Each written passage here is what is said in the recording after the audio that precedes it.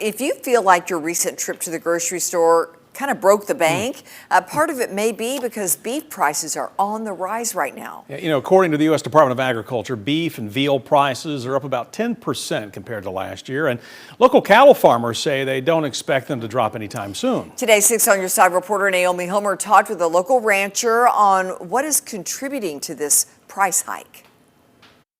John Nicely has been a rancher at Strong Stock Farm in Mascot for over 40 years, and he says nearly everything in the cattle industry has gone up in price. So we're in a place where we're kind of getting blamed for high prices when everything's gone up. Between the cost of cattle, labor, and machines, he says it has become expensive to operate. And with most ranchers his age getting out of the business, less are looking to opt in. Nobody wants to do this kind of work. I mean, the kind of work that we do, the average kid coming out of the university is not going to do that.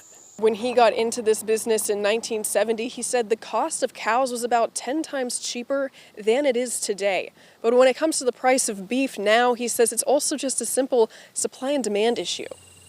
Well, I've seen bull prices go from 800 to 1,000 to 3,500 to 7,000 or 10,000. According to the USDA, the U.S. cattle herd has been shrinking. We currently have the lowest number of cattle since 1951 at 86.7 million cattle head. But over the years, the cow-calf producer has kind of been beat down and not, had a lot of profit.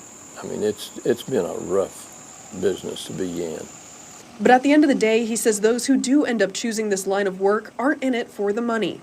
I wish that we could find a way to produce beef cheap enough for everybody to afford it, but we're going to have to pay more for a hamburger than we used to.